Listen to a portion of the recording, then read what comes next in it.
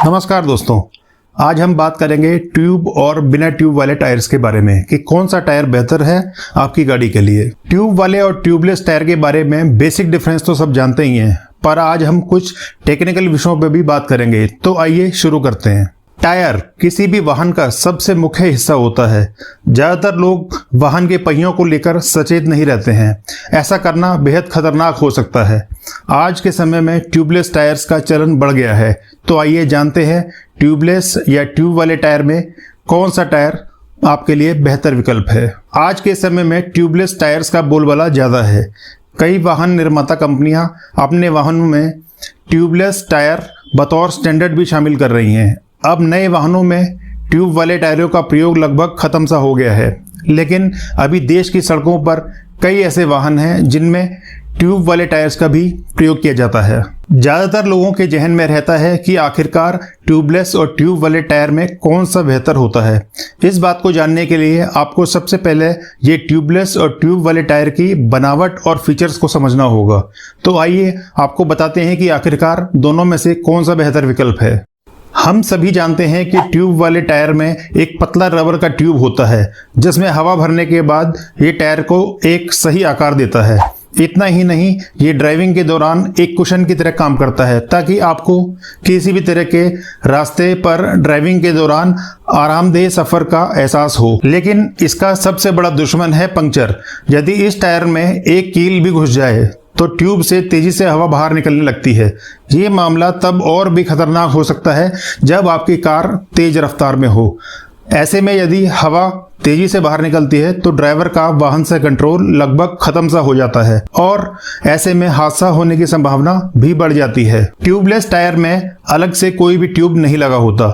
जब इस टायर में हवा भरी जाती है तो ये खुद ही रिम के चारों ओर एयर टाइट सील लगा देता है, जिससे हवा टायर से बाहर नहीं निकल पाती। इसके अलावा इसकी एक खासियत ये भी होती है कि इसमें पंचर होने के बाद भी हवा निकलने की स्पीड काफ़ी स्लो होती है, जिसके चलते पंचर होने के बावजूद भी ये टायर लंबी दूरी तय कर सकता है और इस दौरान ड्राइवर का वाहन पर पूरी तरह नियंत्रण भी बना रहता है।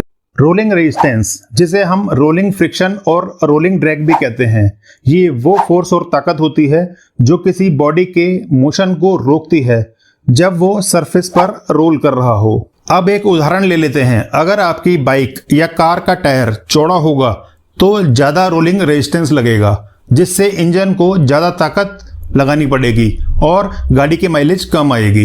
एक और उदाहरण लेते हैं। अगर आपकी गाड़ी किसी कच्चे रास्ते पर चल रही हो तो वहां रोलिंग रेजिस्टेंस ज़्यादा होगा, मतलब इंजन को ज़्यादा ताकत लगानी पड़ेगी और गाड़ी की माइलेज 10 से 15% कम आएगी। इसी तरह अगर आपकी कार किसी पक्के रास्ते पर चल रही हो तो वहां रोलिंग रेजिस्टेंस कम होगा और वहां इंजन को कम ताकत लगानी पड़ेगी और गाड़ी की माइलेज 10 से 15% ज़्यादा आएगी। आजकल कम रोलिंग रेजिस्टेंस वाले टायर मार्केट में उपलब्ध हैं जिनसे गाड़ी की माइलेज ज़्यादा आती है। आजकल जिन गाड़ियों में बैटरी लगी होती है उनमें कम रोलिंग रेजिस्टेंस वाले टायर लगाए जाते हैं ताकि बैटरी पर लोड ना पड़े और गाड़ी लंबी दूरी तय कर सके। सड़क परिवहन और राजमार्ग मंत्रालय ने एक अधिसूचना जारी की है कि अक्टूबर 2022 से यात्री कारों, हल्के ट्रक और बस के तहत आने वाले टायरों के लिए रोलिंग रेजिस्टेंस, वेट ग्रिप और रोलिंग साउंड की जरूरतों को अनिवार्य करना होगा। जैसा कि हमने आपको पहले भी बताया कि ट्यूबलेस टायर एक सामान्य टायर के मुकाबले आपको ज़्यादा सुरक्षा प्रदान करता है और ये इसकी सबसे बड़ी विशेषता होती है। ट्यूबलेस टायर में यदि 2-3 पंचर भी हो जाते हैं तो ये आसानी से कई किलोमीटर तक बिना रुके चल सकता है और आपको किसी वर्कशॉप तक पहुंचा सकता है। लेकिन साधारण ट्यूब वाले टायर के साथ ऐसा नहीं है। इसमें एक भी पंचर होने पर आपके वाहन के पहिए को ये रोक देगा। ट्यूबलेस टायर न केवल आपको सुरक्षित करता है बल्कि इसका असर ड्राइविंग और हैंडलिंग पर भी पड़ता है। क्योंकि इसमें ट्यूब नहीं होता है, ऐसे में इसका वजन काफ़ी कम हो जाता है, जिससे वाहन का स्टीयरिंग काफ़ी हल्का होता है और स्मूथली मूवमेंट करता है। हल्का होने के कारण टायर भी आसानी से रिस्पॉन्स करता है। किसी भी वाहन के बेहतर माइलेज पर उसके टायर के प्रकार का भी पूरा असर पड़ता है। ट्यूबलेस टायर सामान्य टायर के मुकाबले काफ़ी हल्के होते हैं। इसके अलावा इनमें हवा निकलने का खतरा भी न के बराबर होता है। ऐसे में आपका वाहन बेहतर माइलेज प्रदान करता है वहीं साधारण ट्यूब वाले टायर वजन में ज़्यादा भारी होते हैं। इसमें हवा के निकलने का भी डर होता है। यदि टायर में हवा कम रहेगी तो जाहिर है कि आपको ज़्यादा एक्सीलेटर लेना होगा और बेवजह ईंधन की खपत बढ़ेगी। ट्यूबलेस टायर का मेंटेनेंस काफ़ी आसान होता है। यदि कभी आपके वाहन का टायर पंचर होता है तो इसका पंचर आसानी से लगाया जा सकता है। यहाँ तक कि वाहन से पहिए को बाहर निकालने की भी जरूरत नहीं पड़ती। वहीं साधारण ट्यूब वाले टायर को बाहर निकालकर उसके ट्यूब को बाहर निकालना पड़ता है। इसके बाद पानी से भरे टब में डालकर इसके पंचर की जांच होती है, फिर इसके पंचर को ठीक किया जाता है। ये सारी प्रक्रिया काफ़ी लंबी होती है। वहीं ट्यूबलेस टायर के पंचर को आसानी से सही किया जा सकता है।